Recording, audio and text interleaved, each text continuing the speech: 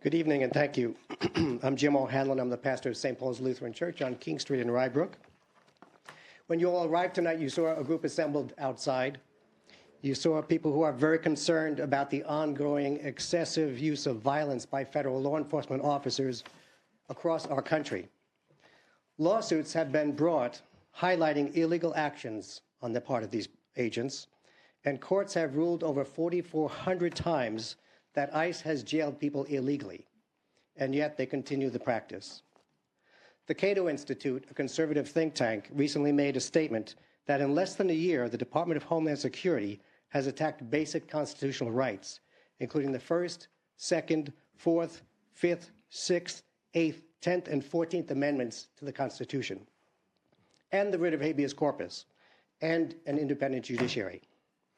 Immigrants have been scapegoated and vilified as a drain on resources, which is not true, and demonized as a criminal element, which is not true.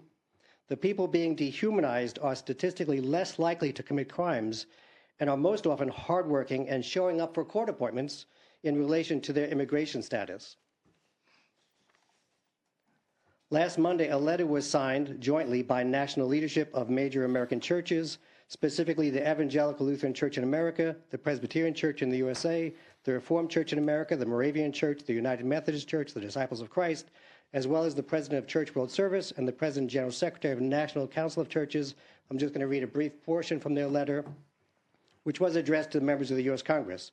Together, the leaders of these churches write that, quote, they decry the denial of due process and recent violence by federal law enforcement agents, including the shootings of Keith Porter, Renee Good, and Alex Preddy. We call for investigation, accountability, and justice in these cases. We also see this as a critical moment to move forward with legislation for immigration policies that are just, humane, and respectful of the dignity of immigrants. We are grateful, the letter writes, that Congress has heard the national outcry and did not vote hastily for the Department of Homeland Security budget that would have provided additional unchecked funding for immigration enforcement agencies.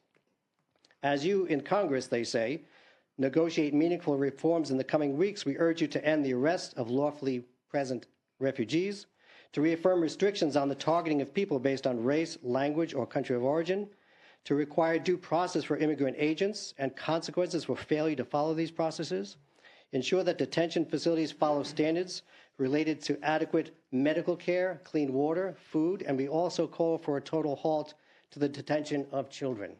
That's what the letter in part says.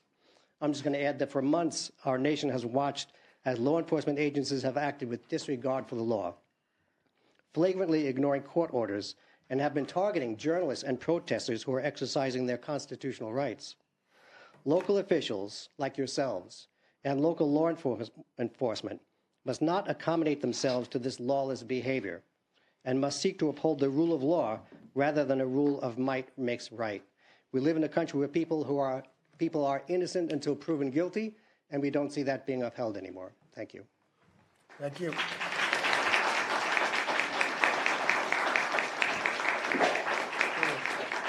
Megan?